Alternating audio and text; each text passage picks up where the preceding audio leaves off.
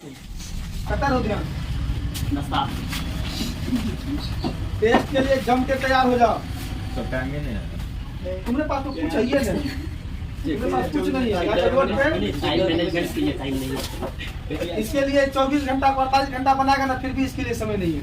अब वही भीमराव अभी अम्बेडकर पढ़ लेंगे 2 टॉपिक तो उससे कुछ भी निकलेगा तो क्या होगा? 2 टॉपिक 2 टॉपिक पाया तेजी की काफी नहीं मतलब 2 टॉपिक इतना दिन से क्या कर रहा? हमको पता आगे से बोल रहा है टेस्ट होगा। थियरी कंप्लीट फेयर है कंप्लीट था। तुम कंप्लीट था, हम लोग पढ़े आए थे। तुम कंप्लीट कर कब था? अब एक दिन का तमाशा शुरू से हमारे का है। एक दिन का ताना 10 दिन तक चलेगा। इससे बच्चा डिप्रेस होकर आत्महत्या कर देगा। आत्महत्या क्या करेगा? देखो समांतर क्रम समूह देखिए, या इसी का दूसरा नाम भी है वो, और जानते हैं क्या? पार्श्व क्रम समूह। इसी का दूसरा नाम क्या है? पार्श्व क्रम समूह। एकदम आसान सा है, कुछ नहीं है, देखने से लगता है कि एकदम बहुत आसान है। देखिए श्रेणी क्रम में क्या था? आवेश की मात्रा समान जा रही थी, लेकिन विभवांतर क्या था? भिन्न भिन्न था। अब इसमें क्या होगा? विभवांतर सेम होगा और क्या चीज भिन्न भिन्न होगा? आवेश की मात्रा, प्रवाहित होने वाली आवेश की मात्रा क्या होगी? भिन्न भिन्न होगी। तो जैसे देखिए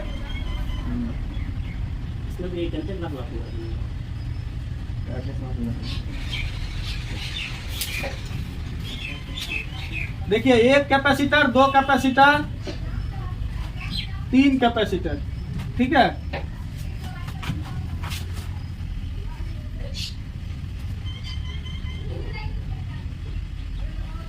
ये है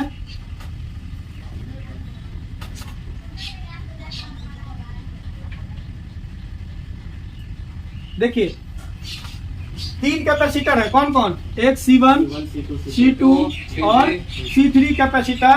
किनके किनके? 2 बिंदुओं के बीच, A और B के बीच जुड़े हुए हैं, ठीक है। और वह किसी एक सेल से उसको जोड़कर इसमें धारा प्रवाहित करवाई जा रही है। आवेश का प्रवाह किया जाता है। आवेश यहाँ से कितना जा रहा है? Q। यहाँ इस जंक्शन पर आके आवेश कितने भाग में बढ़ जाएगा? यहाँ से कई गो रास्ता निकल रहा है? 3 गो। तो आवेश कितना भाग में बटेगा? 3 भाग में। एक इधर जाएगा, एक इधर जाएगा और एक मान लीजिए इधर से कितना गया? Q1 और इससे Q2 और इससे Q3 आवेश गया है ना। और सब दोनों 2 बिंदुओं के बीच का विभव कितना है? V है, ठीक है। तो यहाँ आके फिर सब आवेश मिलके क्या बना लेगा? Q बना लेगा ना। तो ये देखिए, अब इन तीनों के बदले, अब इन तीनों के कार्य के बदले एक अलग रेसिस्टेंस को हम लोग ले लें, जो इन तीनों के मिलकर जो कार्य कर रहा है वह अकेले उस कार्य को पूरा कर रहा है। तो वैसे संधारित्र को क्या बोलते हैं हम लोग? समतुल्य संधारित्र। अब देखिए यहाँ पर हम लोग क्या करेंगे, एक इसके बदले, इन तीनों के बदले क्या करते हैं? एक समतुल्य संधारित्र ले लेते हैं जो इसके बराबर का क्या करता है? काम करता है। लेते हैं रे, ये हो गया। इसको हम लोग क्या बोलेंगे? सीपी। क्या बोलेंगे? पैरेलल है तो सीपी। और विभव तो इसका सेम ही हो जाएगा। और इससे आवेश की मात्रा कितनी जा रही है? क्यू जाएगी, ठीक है। तो इसको पहचानने का तरीका सिंपल सा क्या है कि जब 2 या 2 से अधिक संधारित्र का वैसा समूह जिसमें आवेश की मात्रा क्या हो? सभी संधारित्र से प्रवाहित होने वाली आवेश की मात्रा भिन्न भिन्न हो, तथा सभी संधारित्र का विभव एक समान हो या समान हो या एक विभवांतर के बीच अवस्थित हो, तो ऐसे को क्या कहते हैं हम लोग? पैरेलल ग्रुपिंग कहते हैं। क्या कहते हैं? पैरेलल ग्रुपिंग कहते हैं। तो सबसे पहले लिख लीजिए पैरेलल ग्रुपिंग का डेफिनेशन, जल्दी से लिखिए। 2 या 2 से अधिक संधारित्र का वैसा समूहन, 2 या 2 से अधिक संधारित्र का वैसा समूहन, 2 या 2 से अधिक संधारित्र का वैसा समूहन जिसमें सभी संधारित्र का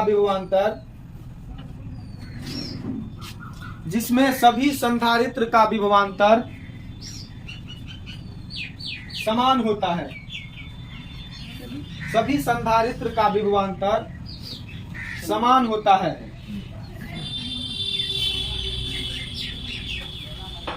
लिखिए, विभवांतर समान होता है, लेकिन सभी संधारित्र का आवेश भिन्न भिन्न होता है। लेकिन सभी संधारित्र का आवेश भिन्न भिन्न होता है।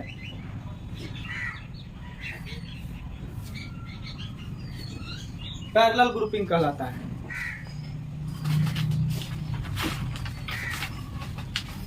और इस फिगर को बनाइए। देखिए यहाँ पर यदि C1, C2, C3 को बराबर क्या है, संधारित्र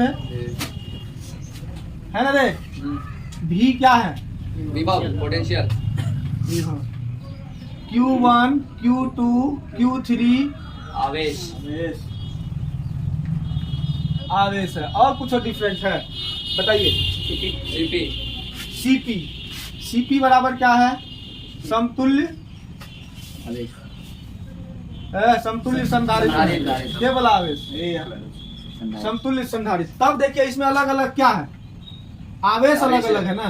तो Q बराबर क्या होगा, Q1 प्लस Q2 प्लस, मतलब तीनों आवेश को जोड़ने पर कितना मिलना चाहिए। यही Q आवेश में 3 पार्ट में बटा है, तो तीनों को जोड़ने पर कितना मिलना चाहिए, Q।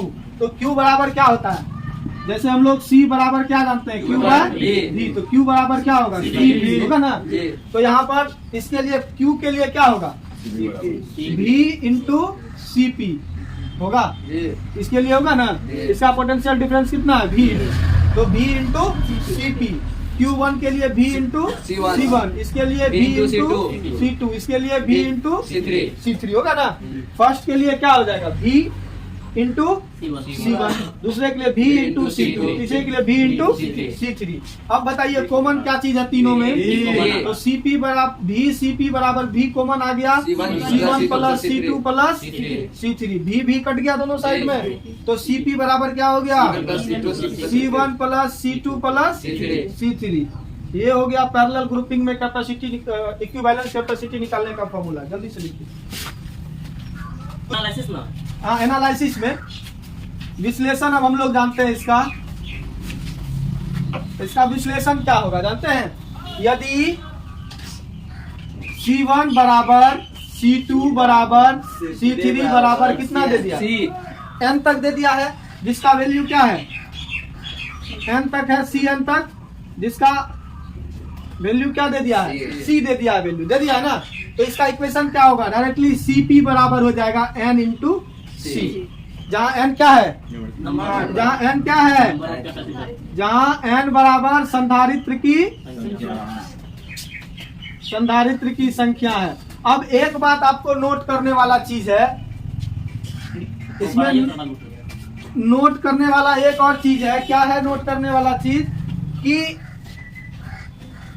इसमें जो है सभी संधारित्र से, इसमें सभी संधारित्र से क्या होगा, समतुल्य संधारित्र का मान ज्यादा होगा या कम होगा, ज्यादा होगा। मतलब CP बड़ा होगा किससे, C1 से, और CP बड़ा होगा C2 से, और CP बड़ा होगा C3 से। अर्थात हम क्या कह सकते हैं, इसमें समतुल्य संधारित्र का मान अन्य सभी संधारित्र से क्या होता है, हमेशा बड़ा होता है। ठीक है, तो इसको लिख लीजिए, इसके नीचे इसको लिखिए जल्दी से, इसके नीचे लिख लीजिएगा ये बात को। हाँ, अर्थात यहाँ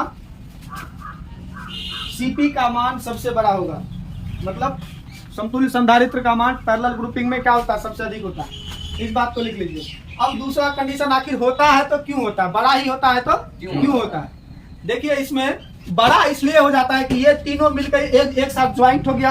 अब ये ज्वाइंट होगा तो प्लेट एरिया बढ़ेगा, ये प्लेट एरिया बढ़ेगा ना, इसका प्लेट एरिया बढ़ता है तो कैपेसिटी बढ़ती है, और इंडक्टिव डिस्टेंस बढ़ेगा तो कैपेसिटी घटेगी। मतलब कहने का है इफेक्टिंग प्लेट एरिया, मतलब प्रभावी प्लेट अनुप्रस्थ क्षेत्रफल का मान क्या होता है, बढ़ता है, इसीलिए इसकी धारिता बढ़ जाती है। और कौन, इंडक्टिव डिस्टेंस अपरिवर्तित रहता है, इंडक्टिव डिस्टेंस में कोई चेंज नहीं होगा।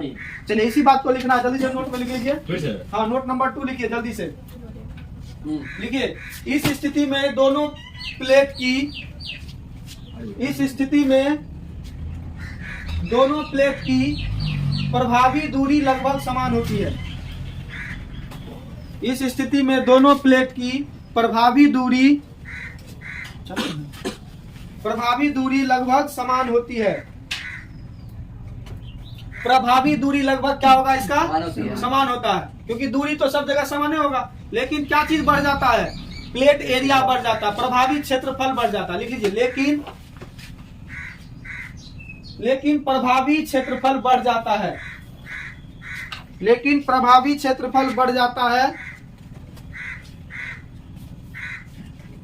इसलिए धारिता भी बढ़ जाती है। इसलिए धारिता भी बढ़ जाती है। देखिए, यदि किसी संधारित्र के ऊपर से, नोट में लिखेंगे ऐसा लिखिए ना, जैसे हम क्वेश्चन बनाएंगे तो कैसे कैसे क्वेश्चन बनाना है, अब क्वेश्चन सॉल्व करने के तरीके बताए जा रहे हैं जी। लिखिए, यदि किसी संधारित्र के ऊपर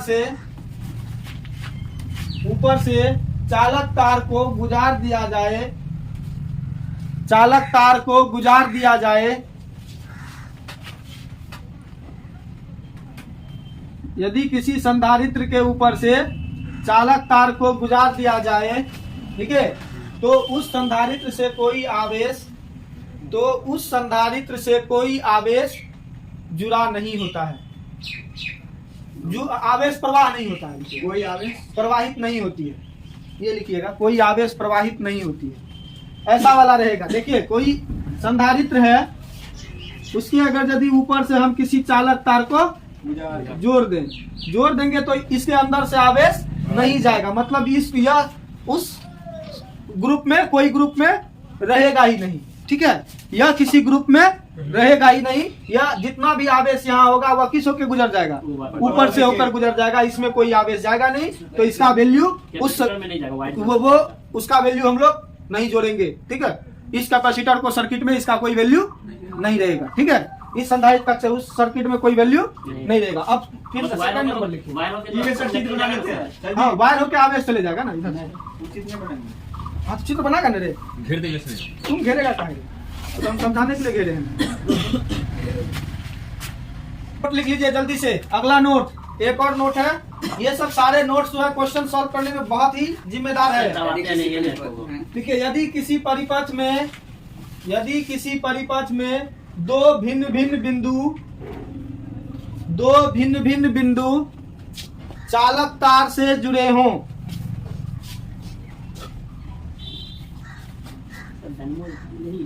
चालक तार से जुड़े हों, तब वे दोनों बिंदु समान बिंदु की तरह व्यवहार करता है। तब वे दोनों बिंदु समान बिंदु की तरह व्यवहार करता है। कहने का अर्थ है